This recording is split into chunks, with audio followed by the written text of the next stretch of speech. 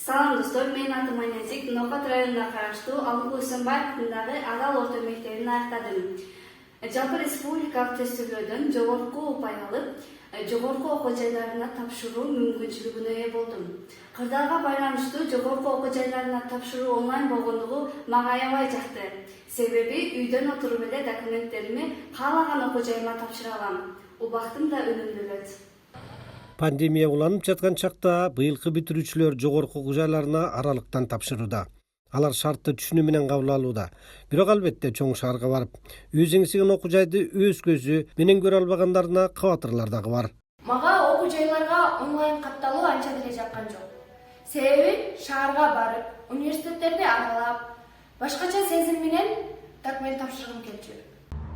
Демейде бул убакта Бишкекте абитуриенттер жайнап, кыймыл-кыйла жандуу болчу эле. Азыр болсо жогорку окуу жайлары ээн кирип чыккан киши аз.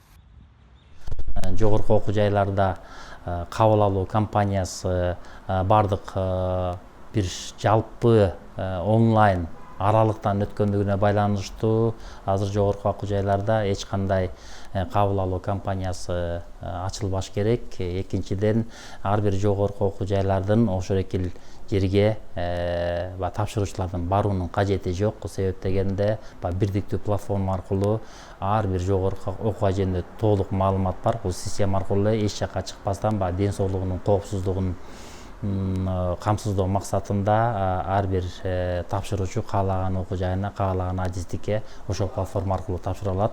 Онлайн аркылуу окууга тапшыруу ыңгайлуу. Ал үчүн ар бир абитуриент электрондук аспаптарды жакшы билиши керек. Ар бир нерсенин оң жагы да терс жагы бар дегендей эле онлайн тапшыруунун оң жагы азыркы кырдаалга байланыштуу өзүбүздүн саламаттыкты сактоо жана убакытты үнөмдөө, капчыкты үнөмдөө болсо, терс жагы кээ бир окуучулар телефонду жакшы билбеши мүмкүн, же электрондук каражаттарды жакшы түшүнбөй, туура эмес басып алып, окуу жайга тапшыра албай калышы да мүмкүн. Жогорку окуу жайларына конкурска жалпы республикалык тестирүүлөөдө 110 балдан жогору алгандар гана катыша алат. Быйыл жалпы 44 миңден ашык бүтүрүүчү тест тапшырып, анын 25 миң чамалы гана 110 балдан жогору ала алды.